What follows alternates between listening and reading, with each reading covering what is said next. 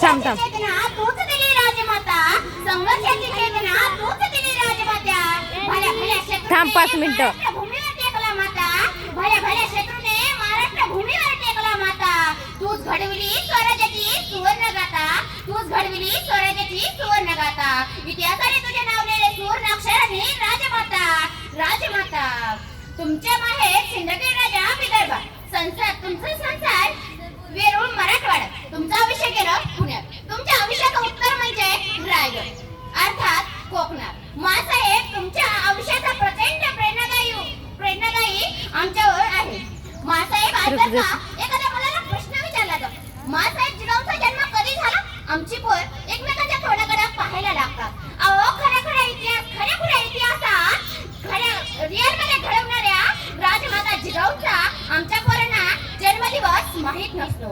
स्वराज्याला छत्रपती शिवराय मिळाले ते फक्त आणि फक्त मासाहेब तुमच्यामुळे.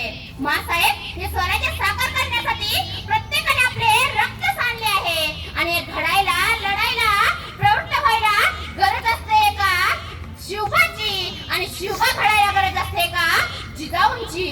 तुमच्या प्रेरणेने शिवरायांनी एवढे मोठे स्वराज्य निर्माण केले. तुमच्यामुळे शिवरायावर चालून आलेल्या संकटांचा नायनाट करण्यासाठी तुम्हीच मार्गदर्शन केले. पण आजची स्त्री मात्र आपल्या मुलाचा गुणवत्ता यादीत चांगला क्रमांक यावा, आपल्या मुलांनी निवडणूक जिंकावी यासाठी तपास करताना मिळते.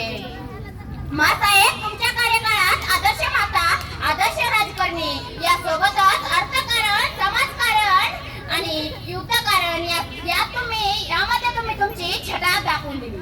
मासाहेब या राज्यात नाही, या देशात नाही, तर या जगाच्या पाठीवर एक आदर्श माता म्हणून तुम्ही आमच्या काळजात आहात.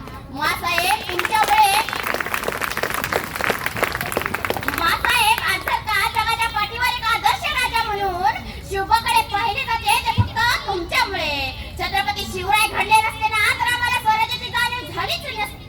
छत्रपती शिवराय घडले नसते ना तर आम्हाला स्वराज्याची जाणीव झालीच नसती.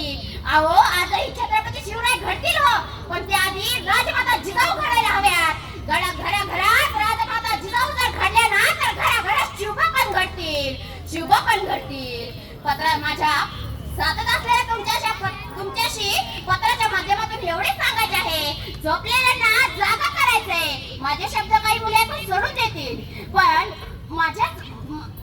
ऐकणाऱ्याची, सदैव जागृत राहणाऱ्या ऐकणाऱ्याची भावना मात्र माझ्यासारखीच असेल. मासाहेब तुमच्याबद्दल बोलण्यासाठी भरपूर काही आहे, पण ऐकणाऱ्याचा मात्र ठाव कमीच बोलतोय. म्हणून म्हटलं तुमचा अहिल्यादेवींचा, सावित्रीबाईंचा इतिहास सांगणाऱ्या आईला आव्हान करेल की आपल्या घराघरात राजमाता जिजाऊ घडवाव्या. मासाहेब ज्या काळात मुलीचं भावलीसारखं लग्न लावल्यात लोक दंग होती, त्याच काळात राजमाता जिजाऊ तलवार शिकण्यात दंग होत्या. राजमाता जिजाऊ तलवार शिकण्यात दंग होत्या. स्वराज्याची सावली जिने शिवबाला दावली, स्वराज्याची सावली जिने शिवबाला दिशा दिली, स्वराज्याची सावली जिने शिवबाला दिशा दिली. स्वराज्याची गुढी उभारली धन्य ती जिजाऊ मावली, स्वराज्याची गुढी उभारली धन्य ती जिजाऊ मावली. जिजाऊ जर झाल्या नसते ना तर आम्हाला स्वराज्याची जाणीव झालीच नसती. जिजाऊ जर झाल्या नसते ना तर आम्हाला शिवबराजे मिळालेच नसते. मासाहेब जेव्हा शिवबा मोहिमेत जायचे तेव्हा सांगायच्या, राजे आमची चिंता करू नका, तुमचं काही बरं वाईट झालं तर आम्ही समजून घेऊ की आम्ही पहिल्यापासूनच निपुत्र आहोत. ही भावना जिजाऊंनी मनात निर्माण केली, त्याचमुळे स्वराज्य निर्माण झाले.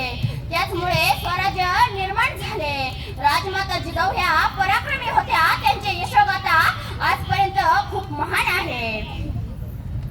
आहे. प्रत्येक घराघरात राजमाता जिजाऊ घडायला हव्यात. घडायला लढायला गरज असते का मातेची. मासाहेब जिजाऊची एक शिकवण होती ती म्हणजे परस्त्रीचा आदर करणे, आणि ही शिकवण शिवरायांनी सुद्धा अंगी बाळगली. आपण परस्त्रीचा आदर केला पाहिजे. स्वराज्यात अनेक जातीचे, अनेक धर्माचे लोक राहत होते, पण तू वेगळ्या जातीचा, आम्ही वेगळ्या जातीचं, तू आमच्या स्वराज्यात यायचं नाही असं कोणीच कोणाला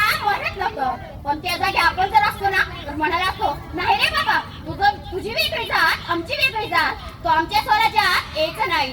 असं म्हणून स्वराज्य निर्माण झालंच नसतं. असं म्हणून स्वराज्य निर्माण झालंच नसतं. हे प्रवृत्त व्हायला गरज असते का शिवबाची, आणि शिवबा जन्माला गरज असते का जिजाऊंची, आणि जिजाऊ जन्माला गरज असते का भावनेची. म्हणून मी तुम्हाला एवढे आव्हान करेल की घराघरात शिवबा घडवा. मग बघा आपल्या स्वराज्याचा भगवा कसा अभिमानाने फडकतोय ते. म्हणून म्हणावेसे वाटते शिवबा आदी जन्माला राजमाता जिजाऊ याव्या, शिवबा आदी जन्माला राजमाता जिजाऊ याव्या. एवढे सांगावेसे वाटते की राजमाता जिजाऊ तुम्ही पुन्हा जन्माला या, आणि या स्वराज्याची विस्कटलेली घडी पुन्हा बसून द्या, आणि या स्वराज्याची विस्कटलेली घडी पुन्हा बसून द्या.